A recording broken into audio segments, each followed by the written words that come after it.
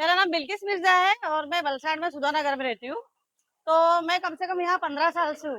तो ये अपार्टमेंट है रजवाड़ी अपार्टमेंट, सामने सहारा है। मगर ये पानी देखो कितना भर रहा है। ये दुकान में ये भाई साहब पानी फेंक रहे हैं। हर साल बोलते हैं आके कुछ ना कुछ करके जाएंगे, मगर कोई कुछ करता है नहीं।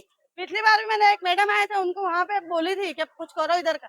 अंदर पूरा सुधा नगर के अंदर इतना इतना पानी है, तो वो लोगों को समझ में नहीं आता कि यहाँ का कुछ करे। यहाँ की पब्लिक, बच्चे, वो ये जो बोलते हैं ना टाकी, वो खुली है जगह से, पाव अगर फंसा तो अंदर जाएंगे बच्चे। वो जो कुंडी होती है उसके अंदर जाएंगे। पूरा सुधानगर में ऐसा ही है। तो लोगों को कुछ करना चाहिए। हर साल हम ऐसे इंटरव्यू दे दे के थक जा रहे, मगर कोई कुछ कर नहीं रहा है यहाँ पे। तो सुंदर कैसे इंसान धंधा करेगा, कैसे पेट भरेगा? यहाँ पे ये देखो, ये इतना पानी भर रहा है। मेरी बाजू में दुकान है अंकुर अपार्टमेंट में, वहां भी इतना ही पानी भरा है। तो हर जगह इतना ही पानी भरा है, मगर यहाँ की पब्लिक बोल बोल के थक गई। कोई कुछ करता नहीं यहाँ पे। तो हमारे लिए कुछ सोचो, कुछ करो, तो ही हम लोग इधर के लिए वोटिंग देंगे, ना तो कोई कुछ वोटिंग देगा। मैं पूरे सुधारनगर में जाके बोल के आऊंगी कि कोई वोट देना मत, इधर की गली जब तक अच्छी नहीं होती। ठीक है, बस इतना ही कहना है मुझे। Thank you. હું સુધાનગરથી ઇરફાન અલી બોલું। આ અમારી દર વર્ષની તકલીફ છે।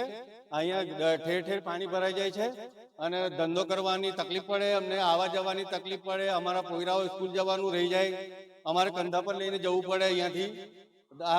આટલે આજે 10 વર્ષથી અમે લોકો નગરપાલિકામાં અરજી કરી રહ્યા છે, પણ કંઈ બી નિકાલ આવતો નથી। અમારા નાળા ભરાઈ ગયા છે, પાણી નીકળવાની કોઈ સુવિધા જ નથી। એટલા માટે અમને આ ઠેર ઠેર ઘડી ઘડી દર વર્ષે તકલીફ પડતી જ રહે છે। અમને સમજમાં નથી આવતું કે અમારે શું કરવું, એમ કોને વોટ આપવો। જેને વોટ આપે પણ બધા એવા ને એવા જ નીકળે। અહીંયાથી કોઈ મજબૂત કઈ નેતા નીકળે તો અમારું કઈ ભલું થાય। અહીંયા કોઈ બી નેતા હોય, કોઈ અહીંયા વરસાદમાં ફળકતું નથી। અમારી દુકાનમાં પાણી ભરાઈ જાય છે। અમારું તો વિચાર છે હવે કોઈ બી નેતા આવે અમારું કામ નહીં કરે ત્યાં સુધી અમે કોઈને વોટ આપવાના નથી।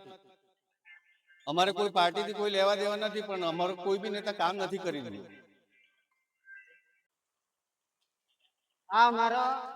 મારું નામ સૈયદ શહેજાદ છે। આ સુધાનગરનો વિસ્તાર છે। અહીંયા હર વર્ષે પાણીની એટલી સમસ્યા છે કે એનું કોઈ સમાધાન જ નથી। ને આજે 15-20 વર્ષથી એક જ સરકાર છે, તે છતાં પણ અહીંયા તમે ગટર જોઈ શકો છો। ગટર અને પાણી ને રસ્તો બધું સમકક્ષ થઈ ગયું છે। ના કોઈ છોકરા અંદર ગટરમાં પડી શકે, આ ગાય, કૂતરા કે કોઈ બી માણસ આવતા જતા પાણી સમજીને ગટરમાં પડી જાય છે। 2-3 વાર હમણાં અહીંયા 2 માણસને ગળ્યા ગટરમાંથી। એ છતાં બી આ ગટરના ઢાંકણા પણ નથી લાગતા અને અહીંયા કોઈ પણ જાતનું કામ જ નથી થતું। એટલે આ હર વર્ષનો પ્રોબ્લેમ છે, એવું નથી કે આ વર્ષે વધારે વરસાદ પડ્યો એના માટે આ થયું છે। હર વર્ષે જ પાણી ભરાવાની સમસ્યા છે। આ અમારી બિલ્ડિંગ બી તમે જોઈ શકો છો કે કેટલું પાણી અહીંયા ભરાયું છે। બધી જ જગ્યા પર આ જ પ્રોબ્લેમ છે। ને આ સાઈડ આખો આ સુધાનગરનો વિસ્તાર તમે જોઈ શકો છો કે કેટલા પાણી અહીંયા ભરાઈ ગયા છે। ને એવું નથી કે આ પહેલી વાર ભરાયા છે, હર વર્ષે જ ભરાય છે, પણ ગટરની કોઈ સમાધાન જ નથી થયું। આજ દિવસ સુધી ગટરનો કોઈ પ્રોબ્લેમ જ સોલ્વ નથી થયો। બરાબર, અમારી માંગ એ જ છે કે વરસાદ તો એની કુદરતી આફત છે, એ તો આવવાનો જ છે હર વર્ષે। તો આપણે ગટરનું એનું કઈ નિરાકરણ થાય। અહીંયા કહે છે કે થોડા દિવસમાં પેલું કઈ ગટરનું આ ચાલુ થવાનું હતું, પણ હજુ સુધી થયું નથી।